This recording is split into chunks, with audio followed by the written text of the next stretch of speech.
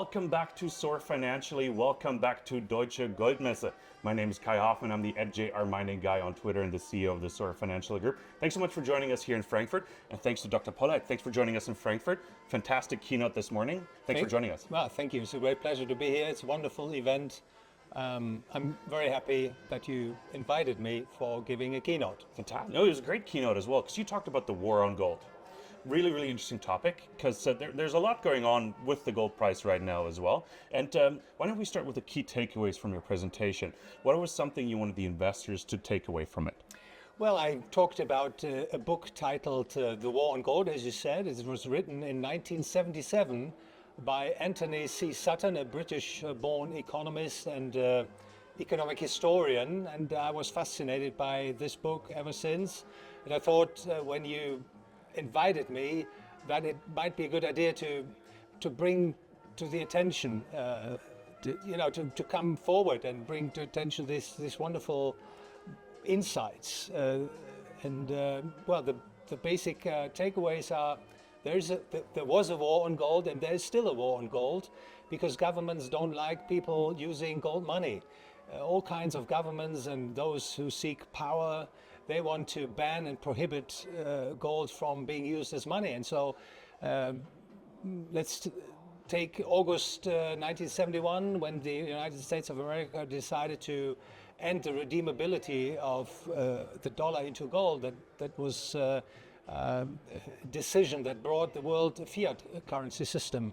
And the war on gold still continues, by propaganda, for instance.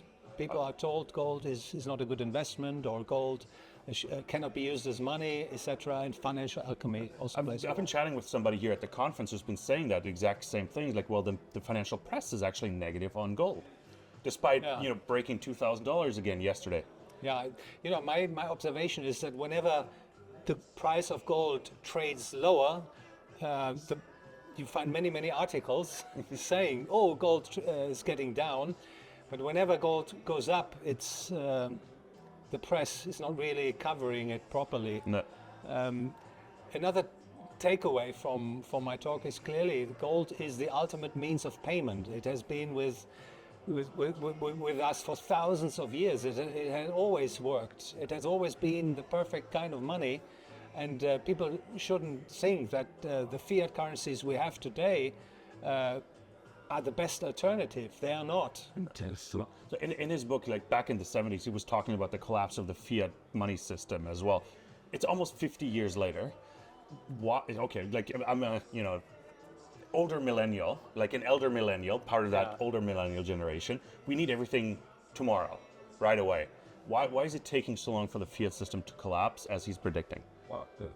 Well, Sutton actually pointed out that there are problems with the fiat money system, and looking into monetary history, the conclusion was that it's very likely that at some point the fiat currency system could go down.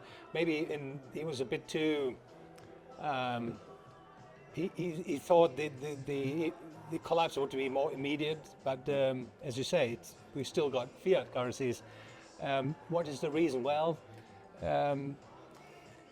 central banks have handled the fiat currency system in a way that has increased the longevity of fiat money.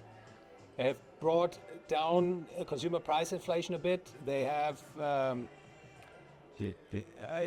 a policy that still allowed the economies to grow, to have productive advances, and this has, I think, played a major role in the prevention of fiat money collapsing right away. I was going to say, it hasn't really collapsed, but it lost almost all its value.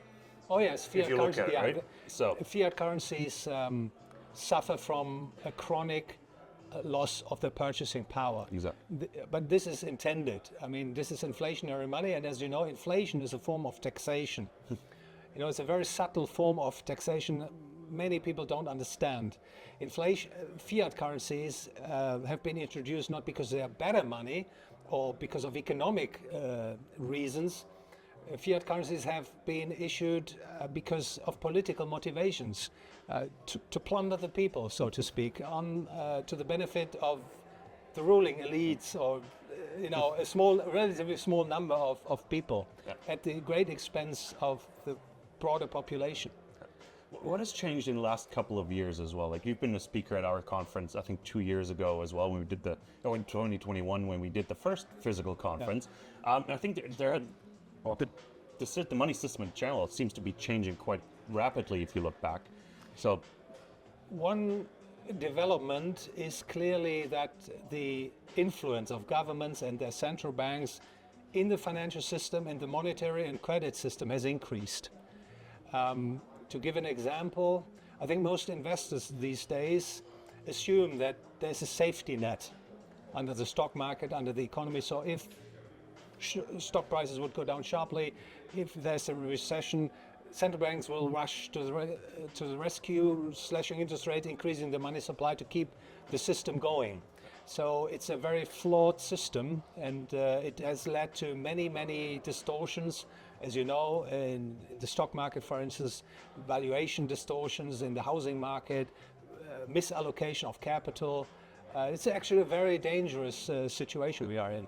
Let's put the current gold price in perspective a little bit. $2,000 or $2,002 as we were speaking.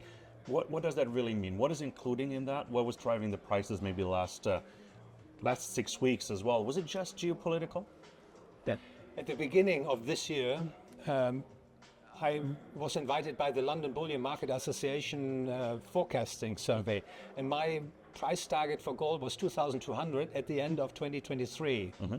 And one of the reasons I thought gold would trade up was that central banks would slash interest rates at the latest towards the end of this year.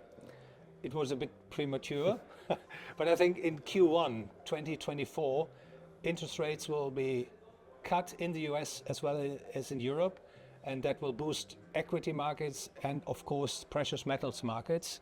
And so I actually included a scenario of lower interest rates by coming forward with 2,200. But given the geopolitical changes we are seeing, the BRICS, the war in Ukraine, and the unfortunate developments, I think there's now room for a much higher gold price in 2024 than 2,200. Interesting. Do you have a cap? I have to ask since you're here. Do you have a number in mind? It's a bit unfair question. It sort of discredits our conversation a little bit. I think, given we reached 2,200 in Q1 2024, I think another 15 to 25% rise easily is possible. Fantastic. I know you have a hard cutoff. I know you have to run to the airport, so we're going to wrap it up here. But I'd love to do a more in-depth interview in the future. Maybe we'll start in January. Do a bit of forecasting. It's always a great pleasure, and the event is great. It's wonderful to be here. Wonderful people and very interesting companies, and keep your great work. Fantastic. Thank you so much. I'm blushing a little bit. Where can we find more of your work, real quick? Well, you find me on social media, Twitter, LinkedIn, Telegram, and you can also visit my website, thorstenpolleit.com. Fantastic. We will link to that and to everybody else. Thank you so much for tuning in. We hope you found this conversation informative. We'll upload your keynote presentation to our Deutsche Goldmesse YouTube channel as well. Don't forget to hit that subscribe button and leave a comment. What do you think? Where is the gold price headed? What is influencing gold? And how is the fiat currency system doing? Do you still believe in the US dollar? Let us know. We'll be back with lots more from the Deutsche Goldmesse.